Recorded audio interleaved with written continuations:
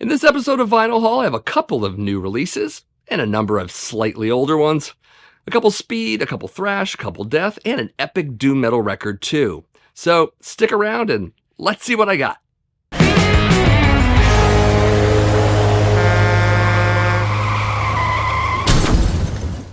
First up is the debut studio album from American heavy speed metal band Bat. This is Wings of Chains, originally released in 2016 by Hell's Headbangers, but now reissued in 2022 by Tank Crimes. So, Bat isn't exactly a supergroup, but they do have two members of Municipal Waste, such being Ryan Waste and Nick Poulos, as well as ex-DRI drummer Felix Griffin. Pretty solid combo to bring us a punky speed metal debut with some heavy metal touches here and there. Check out the title track for a healthy smack of that trad metal. Anyways, the record opens with a very short, eerie combo of synth and distant explosions, but quickly jumps to D-beat thrashiness and rapid chord riffing, bringing in the punk influence right away. Vocals are raspy, shouty, and slightly reverbed with some clear enunciations, so you definitely don't miss out on the lyrics. Solos have an infectious energy to them and run between early Maiden speed and classic Motorhead a la Fast Eddie Clarke, but maybe toss in some Nawabum-inspired early thrash as well. Think Kill 'Em All. Overall, speed is definitely king here, and perhaps because of the drummer they have, there are definitely some serious DRI vibes in the mix. I'd also say that there's a lot of catchy choruses going on here, but honestly, there are a lot of catchy songs here, and they aren't over-reliant on merely hooking you with those strong choruses, though strong choruses are there, so no worries. As for the production, it's fairly bare bones, but you do get everyone in the mix, even the bass, and it works for what they're doing, given again some of that Motorhead influence. Anyways, vinyl variant on this one is 1 LP, purple.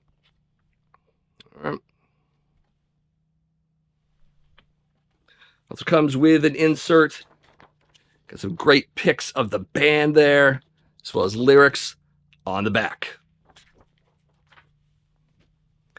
Favorites on this one, definitely Code, Rude, great track, also Primitive Age, and the album Ender, simply titled Bat. That final song is absolutely worth checking out, as it's a great way to close out this record. So while it's not as spooky as their follow-up record Under the Crooked Claw, it certainly matches that album in terms of speed, aggression, and fun. If you dug that second record, I would seriously suggest you grab the debut as well, because I really enjoyed the hell out of this album, and I think a lot of you would as well. Also, I did review Under the Crooked Claw in a previous vinyl haul, so check that out if interested. Next is the first compilation from Scottish blackened speed metal band Hellripper. This is Complete and Total Fucking Mayhem, originally released in 2016 by Diabolic Might Records, but now reissued in 2024 by Peaceville Records. So clearly the title of this comp is a wink and nod to Midnight, and specifically that band's 2005 compilation, Complete and Total Fucking Midnight. And I'd like to think this is James's lighthearted way of paying tribute to another one-man blackened speed metal band that seemingly influenced his own music, to some degree. Anyways, just a quick rundown of what to expect on this compilation. Tracks 1 through 4 were taken from the Manifestation of Evil EP from 2015. Tracks 5 and 6 were taken from the Hellripper Bat Shiva split from 2015. Tracks 7 and 8 were taken from the Hellripper Acid Cross Krieg split, also from 2015. And tracks 9 through 12 were taken from the Prophecies of Ruin split with Feeded Zombie from 2016. It also includes the 3 bonus tracks that were added since the 2019 reissue, such being Hellcult Warfare Commando, None Fucking Armageddon 666, and Vomit on the Cross from a couple splits that were released back in 2018. So the tracks here are certainly more raw and unpolished than Hellripper's more recent studio material, but certainly plenty of that energy and aggression that you would expect from this band. Definitely a whole lot of Venom worship in some tracks. I mean, Hell's Rock and Roll really comes to mind in that regard. There is one track on here that technically isn't a Hellripper song, and that's Armed with the End, which was originally done by James's former band Rats of Reality. And although not strictly a Hellripper song, as I mentioned, it does fit with the other material pretty seamlessly. Of course, faint moments of heavy metal make their way in as well, as I'm catching a vague Maiden moment in Full Moon Witchery, to name one. Solos are serviceable throughout, though his solo work admittedly gets more interesting in later releases. Overall, I'm hearing some great ideas on this record, musically speaking, that James builds upon later in this band's career. Anyways, vinyl variant on this one is 1 LP white. Yep. Track listings on that side. Let's have an inner sleeve with some credits and a very young picture of James there, and some lyrics on the reverse. And of course, since this is Peaceville, you also get a promotional insert with some of their latest releases, some reissues, and some other back catalog items there for you. And a whole lot of that on the reverse as well. As for favorites, definitely Total Mayhem, also Full Moon Witchery and Nocturnal Terror, but maybe also None Fucking Armageddon 666, which is a super high energy track. So it makes sense that this comp would get reissued since Hellripper got signed to Peaceville back in 2020, and the band's on a bit of an upward trajectory at this point. At any rate, this comp is certainly representative of Hellripper's early days and earlier sound. I think fans of the band will want to get this one right away, whereas more recent listeners of Hellripper should check it out online first, as it is a bit more raw and underground sounding. But if you're looking for that, then jump right into this one. I'm pretty happy with it myself. Next up is the debut studio album from American death metal band Gruesome. This is Savage Land, originally released in 2015, but now reissued in 2023 by Relapse Records. So, the most obvious thing to state before anything else is that Gruesome is a tribute to the band Death. And yes, I mean the classic Floridian death metal band and not the 70s Detroit punk band of the same name. But Gruesome doesn't cover Death songs, they play and sing insanely close to the structure, style, and sound of Death that, in certain moments, seems like this might be a lost Death album from the later 1980s. It's a natural extension of Matt Harvey's vocal involvement in the Death to All Music project, which actually performed Death songs live. Anyways, from the raspy vocals to the cascading riffs to the off-kilter drumming, there are moments of inspiration from those first 3 Death albums, but especially from album number 2 in the Death catalog, a little classic called Leprosy. I mean, the title track to Savage Land definitely has a strong stylistic tie to the Leprosy album, and even a little bit of spiritual healing in there too. Though I do hear some tighter and more mature playing ability at times when compared specifically to Scream Bloody Gore and Leprosy, which maybe isn't hard to imagine seeing that Harvey's nearly 40 at this time and Chuck was in his early 20s back then, so perhaps the years of musicianship factor in. As for production, it's a little more modern, but not at the expense of the heaviness. And you will get infrequent moments of musical ideas not strictly like Death, but do get along very well with what's going on. Check out the solos on Gangrene for a bit of that. And while I'm thinking about it, the artwork on this cover is, of course, by Ed Repka, who also did the first 3 Death album covers, so even the art ties this release to its inspired band. And I have to say this, I did laugh a little bit when I saw they had a track called Closed Casket, seeing that Death has a song called Open Casket. Don't know why I chuckled at that one, but I did. Also, ex-Death guitarist James Murphy does a solo on this track, so there's another Death connection. Anyways, vinyl variant on this one is 1 LP Bone and Blood Edition, also known as Bone White and Red Merge, with Bone White Red and Blood Red splatter, limited to 3,000 copies. Let's have an insert. Some lyrics on one side, some more lyrics and credits on the reverse. You can also see that they dedicated the record to Chuck from Death, of course. As for favorites on this one, definitely Trapped in Hell, also Hideous, and Gruesome. Also, a music video is out for the title track. You can watch that one at the Relapse Records YouTube channel. So whether you imagine this as a lost Death album or appreciate it as an old school death metal record with some strong Death ties, the actual music here is pretty solid, definitely worth hearing, even without the otherwise obvious comparison. And since the formation of this band, Matt Harvey, along with Gus Rios and ex-Death guitarist Rick Ross, are also involved in a newer Death tribute band called Left to Die, who, like Death to All, do Death cover songs live, in case you'd like to check out some of their shows on YouTube. Next is the second studio album from Swedish epic doom metal band Sorcerer. This is The Crowning of the Fire King, released in 2017 by Metal Blade Records. So with the opening track Sirens, we get an epic gallop riff and steady drums underneath powerful and soaring vocals, all of which bring in elements of doom, classic metal, and power metal. Plus, I hear a great deal of Dio-era rainbow throughout, both in music and vocals, but much heavier and much more metal. Also, some clear Tony Martin-era Black Sabbath vocal influence. Overall, a strong melodic streak through the record as well, captured in the vocals, but also in the meandering and occasionally shreddy harmonic solos. There are keyboards here, but they're largely background and merely there to enhance the guitar melodies. The band does get tagged with epic doom a lot, and that's largely true, but they also blend in a lot of power, both US and European, into the mix as well. Tempos are generally slow, and passages range from haunting acoustic to neoclassical triumphant to crushing doom, sometimes separately, sometimes all together in the same track, which definitely brings in some of the variety. You also get a couple spoken parts in 2 tracks, one of a ship's captain spurring on his crew in Ship of Doom, and the other of a priest in the Devil's Incubus. The latter is short and works decently enough, but the former does go on for a good half-minute and might seem a tad extraneous. Not really a deal breaker for me though, it's fine. And speaking of length, but in the opposite direction, you can definitely expect some songs in here to average at about 8+ minutes for the most part. This is epic doom after all. Anyways, vinyl variant on this one is 2LP, clear with black marble. It is limited to 200 hand-numbered copies.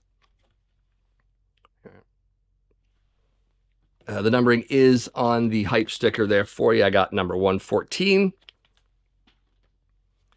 Also get a poster here, a large square double-sided poster, which hopefully I can get all of which into the shot here for you.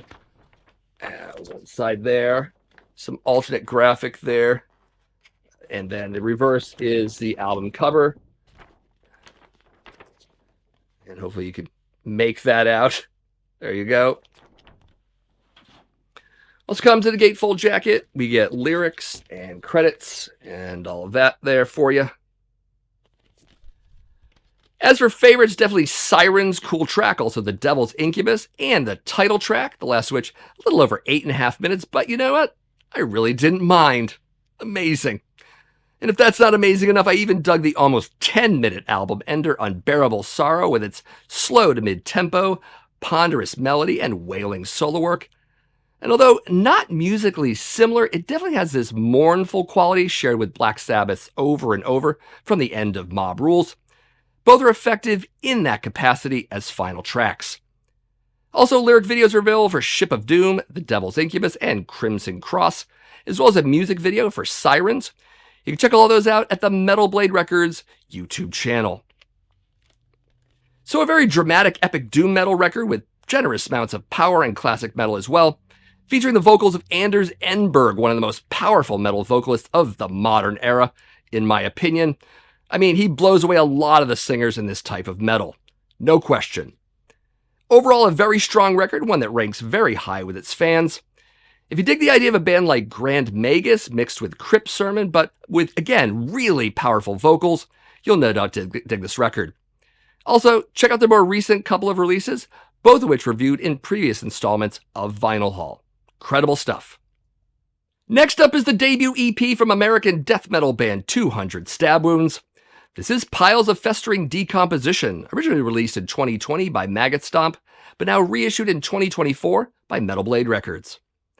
So first thing first, the EP is 45 RPM and not marked as such anywhere on the disc label, so set the speed correctly, and you'll thank me later. Anyways, heavy distortion and whammy notes lead quickly to chunky riffs and deep gutturals with the opening track, Maggot Casket. Speaking of Steve's vocals, they're a little low in the mix, almost matching the guitars and a little dipped in reverb, but they do add to the overall cavernous and filthy sound, so likely intentional. Given that, I wouldn't count on any clarity of enunciation, but are you really expecting that in most death metal? Anyways, drum snare is a bit pingy, but also not too high in the mix to be obnoxious, which is really nice. The guitar tone overall is pretty satisfying with plenty of chugs, bends, and palm mutes throughout. It can even get a bit thrashy at times. And while the tracks are certainly groove-laden, they definitely hang on to the heaviness and crunch.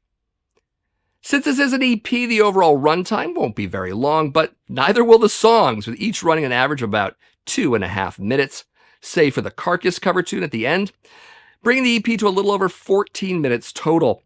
And it wouldn't be a stretch to say that there is a little bit of Carcass in this band, but perhaps by way of Cannibal Corpse. And speaking of the cover tune, it is Ruptured in Purulence, originally found on Carcass's Symphonies of Sickness album, and I'd say it's a respectable rendition, but also the noisiest track on the EP. Anyways, vinyl variant on this one is 1LP Septic Stench, or Clear with Yellow and Black Smoke. There's a reverse for you too. Also get an insert with lyrics, credits, picture of the band there for you, and a wonderful illustration on the reverse. Love the split head guy at the bottom here. Very nice. As for favorites, definitely Maggot Casket, great song, as well as She Was Already Dead. And although the production picks up considerably in future releases for this band, this EP is still a good fledgling effort with pummeling, head-banging riffs and enough variety to keep things moving along. It does have a bit of demo quality in terms of where they are in their songwriting and their occasionally noisy production at this time, but still of interest to fans of the band, perhaps more so than just folks who are starting out with them, to whom I'd instead recommend either or both of their full-length albums, which are utterly fantastic. Next is the latest EP from American crossover thrash band Enforced. This is A Leap into the Dark, released in 2024 by Century Media Records. So the first 3 tracks of this one take up the entire A-side, are all new songs, starting with Betting on the End, a solid thrasher with strong hardcore shout vocals and belting riffs that you'd expect from Enforced. Next is the title track, and it's clear why this was chosen as the lead single for this release. I mean, bangable riffs, catchy vocals, relentless speed, and one seriously killer breakdown. Ending side A is Deafening Heartbeats, which turns up the speed to almost German thrash levels, as in Destruction or Sodom. Solos throughout the new tracks are a scattering of rapid single notes, whammy bits, and dive bombs galore. And the guitar tone overall is fantastic. It reminds me of certain classic thrash bands, and classic era violence definitely comes to mind. On the B-side, we've got a 2024 remaster of Casket, a track originally released as a Decibel flexi single in 2021, and a total speedfest in either case. After that, we get a couple cover tunes, both Deadly Intentions, originally by Obituary, and The Chase Is On, originally by English Dogs. The Obituary cover is interesting, as Knox combines his signature vocals and tardy style almost seamlessly, not to mention bringing in some of that Enforced sound overall. It's a short track, but very satisfying. The English Dogs cover taps more into Enforced's hardcore side, though of the 2 covers, it's a little further away from their overall sound. Even still, it's a fun number, but just not entirely crucial to the EP. Anyways, vinyl variant on this one is 1LP Classic Black, which is the US variant. It was also available in red for Europe, but that variant sold out pretty fast, so black it is. As for favorites on this one, definitely the title track as well as the Casket remastered. Also, you get full lyrics on the back, which is pretty cool. Music video is available for the title track. You should definitely check that one out at the Century Media Records YouTube channel. So the cool thing about the new tracks is that they aren't filler or throwaway songs at all and could easily hold their own on a full-length release. So it might be worth picking up just for those. But the remastered Casket is pretty solid as well, and that Obituary cover is brief but killer. The English Dogs cover is okay but not needed. Overall, a recommend for Enforced fans to tide us all over until they put out their next full-length album, which I'm actually pretty excited about. Next up is the 11th studio album from American death thrash band Deceased. This is Children of the Morg, released in 2024 by Hell's Headbangers Records.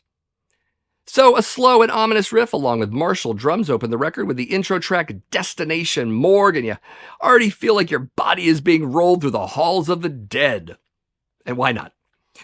The intro is short and it really sets the stage for this band's blend of classic thrash, heavy metal, and certainly moments of old school death metal and punk as well. And through all of that, their horror-drenched creepiness comes through with King Fowley's effective death roars, some shouty gang vocals, and bits of spooky narration and eerie synth passages as well.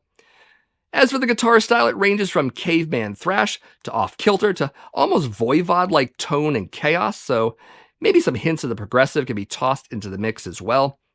Soloing is certainly where a lot of the classic heavy metal is coming in, not to mention some of the melody as well. However, before you get the idea that all of this is somehow one giant mess, the album is overwhelmingly death thrash, though largely thrash, and with everything else added for flavor. And if you hear a female backing voice on a couple tracks, that's Gillian Smith. She is the daughter of deceased guitarist Mike Smith, and she briefly appears on their 2018 album Ghostly White as well. She has an almost Lydia Lunch quality to her voice and definitely fits with the whole punky horror vibe here. But probably the one criticism I have about this record is that there are moments when things do run a little long, that is, tracks that could have done with a couple of minutes shaved off. The otherwise fantastic song The Grave Digger is a good example of this. But even still, it's kind of a minor complaint because there's still plenty of gruesome fun to be had, no matter the length. But get ready for 2 tracks over 7 minutes and 2 over 8 minutes, adding to the 55-minute runtime. For some, it's a big deal. For others, not so much. Anyways, vinyl variant on this one is 2LP Rainbow Splatter. It is limited to 600 copies. It's a little different on each side, which of course I like, and you know that. Comes in the gatefold. You got a pick, a rather large pick of the band. And I do believe there is an insert. There it is, with full lyrics on one side and credits and an illustration of the band on the other. Am I thinking rainbow here? I think maybe. The style there? Yeah, maybe. Anyways, favorites on this one, definitely Terranaut, great song. Also, The Reaper is Nesting and Eerie Wavelengths. The visualizer video is also available for the title track. You can find that at the Hell's Headbangers 666 YouTube channel. So with a whole lot going on here, you would think it'd be one giant clusterfuck, but it really does work to provide a heavy, creepy, thrashing good time, along with some epic moments, which perhaps couldn't be helped with some of those run times, I suppose. At any rate, I very much enjoyed this record and likely need to check into Deceased's other modern output, as my knowledge of the band is limited to the first few albums. Not bad. So just another release I picked up that I have less to talk about, but is certainly worth showing. This is the second studio album from American avant-garde metal band Phantomas. This is the director's cut, originally released in 2001, but now issued on vinyl for the first time in 2024 by Ipecac Recordings. So this band formed back in 1998 with Faith No More vocalist Mike Patton, along with Buzz and Trevor from the Melvins, and Dave Lombardo, formerly of Slayer. Basically, this record is a reinterpretation of movie scores, blending a mix of Mr. Bungle-type insanity with extreme metal, often in the same track. If you hear anything on this record, I highly recommend Rosemary's Baby and The Omen right away. Brilliant stuff. I'll show you the vinyl. There's this lovely shade of green. Same on the reverse. Also, inner sleeve with track credits here, and we've got some band credits on the reverse. Also, there's this gold metallic ink. It's actually kind of cool. I don't know if you can make it out there. Also has a very oddly shaped poster. There you go. And if you want a quick look at the tracks there for you, just pause it, take a look. It's pretty cool. Lots of great stuff on here, including some really oddball stuff. Anyways, Phantomas, the director's cut. Check it out. So unfortunately, I have a few new releases still stuck in the mail and not here yet, so I couldn't cover them. Hoping those recent records from Massacre, Laceration, and Neon Nightmare show up next month, so we can actually talk about them. That'd be nice. Anyways, before all of that happens, I would definitely like to know what you got for records this time around. You should let me know what you got, what you might get, or even whatever looks good on streaming that you're listening to right now. Tell me that and anything else that comes to mind in the comments below. Love to hear from you. Of course, if you've never been to my channel before, my name is Matt. This is the Accusation Network, where each and every week I do videos on metal vinyl collecting, but also classic and modern metal in general. If you like the sound of that, definitely give this video a like. Also subscribe to my channel if you haven't already done so. And I always love when people share out my videos, such as this one, with their friends on social media. Anyways, thank you for watching, and I'll see you in the next video.